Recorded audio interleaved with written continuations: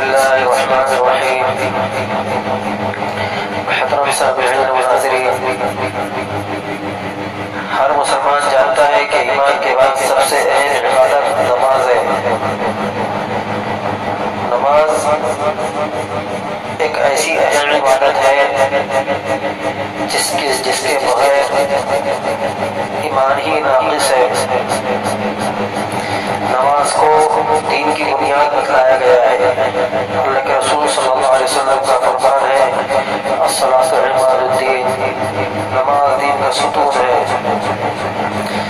تو نماز کے بغیر ایمان بھی کامل اور مکمل نہیں ہو سکتا۔ انسان مسلمان کی حیثیت مسلمان ہونے کے یہ سب سے بڑی پہچان ہے کہ جو کامل مسلمان ہوگا، ایمان والا ہوگا، وہ نمازوں کا اہتمام کرے گا۔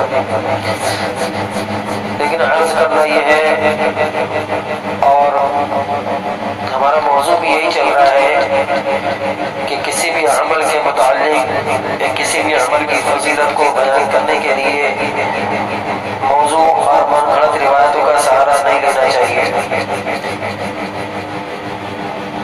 ہمارے لیے، واعظین کے لیے، خطباء کے لیے یہ لازم اور ضروری ہے کہ وہ کوئی بھی چیز کو بیان کرنے سے پہلے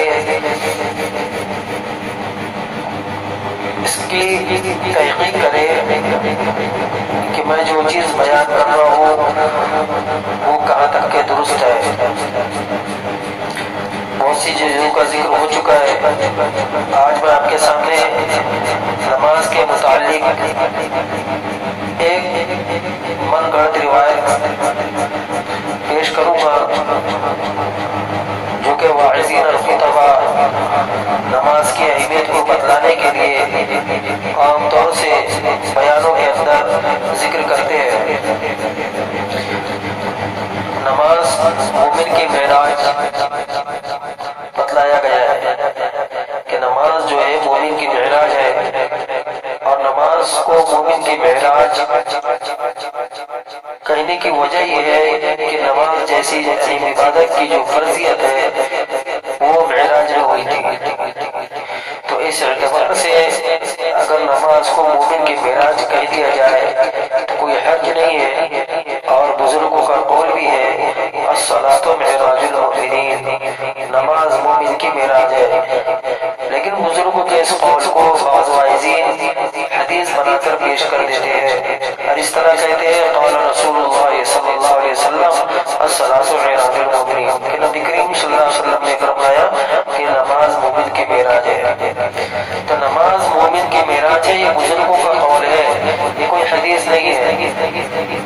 تو نماز کو مومن کی معراج کہہ دینا یہ کوئی غلط بات نہیں ہے، اور نماز کو نماز مومن کی معراج ہے، یہ بزرگوں کا قول ہے، اس کو کہا جا سکتا ہے۔ اور اس کی وجہ بھی ہے کہ نماز کو مومن کی معراج اس لیے کہا جاتا ہے کیونکہ اس کی فرضیت معراج میں ہوئی تھی۔ آپ صلی اللہ علیہ وسلم معراج میں تشریف فرما ہوئے تھے، اس لیے اس کو نماز جیسی عبادت کو مومن کی معراج کہہ دیا جاتا ہے۔ کیونکہ جب نماز پڑھتا ہے تو یہ بھی اللہ سے ملاقات کی ایک شکل ہے کہ اللہ تبارک و تعالیٰ سے وہ ملاقات کر رہا ہے۔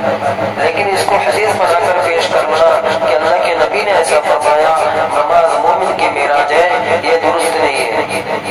لہذا واعظین اور خطباء اس عبارت کو، اس متن کو، صلاۃ معراج المؤمنین کو حدیث بنا کر پیش نہ کرے، اپنے علماء سے اس کی تحقیق کرے، اکابرین سے اس کی تحقیق کرے، اور کوئی بھی بات بیان کر رہے ہیں تو اس کی تحقیق کر کر بیان کرے۔